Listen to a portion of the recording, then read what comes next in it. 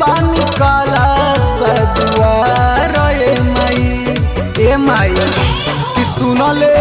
बानी हवे मही माया पार माई एही से धैले बानी काला सदुआर माई 12 बिजन के भोग लगाई जाई तू 12 बिजन के भोग लगाई जाई तू गिलल साला गोल पाट हमरो घरे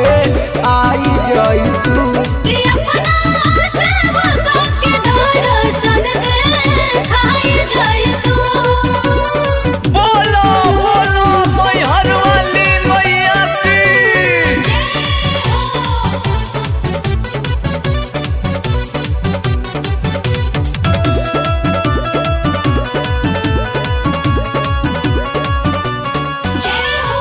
बानी हम आंगन लिपवाले बानी हम चौका पुरवाले बानी हम कलश सजवाले घिउ के बानी दिया नजरवाले बानी हम नदान कुछ बताई जाई तू ममता के जल ओढ़ाई जाई तू गिलल साला गोल बाटे हमरो घरे आई जाई तू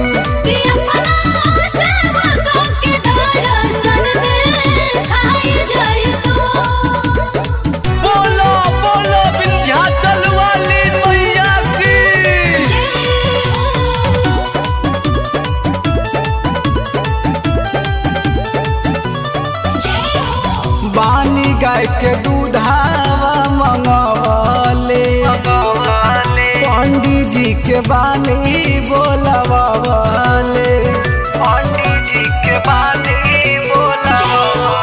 बानी आजन बाजन बजवाले निमिये पझुलुआ लगवाले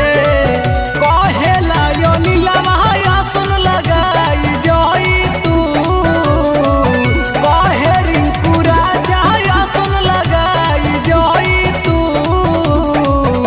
गिलल साला गोल बाटे हमरो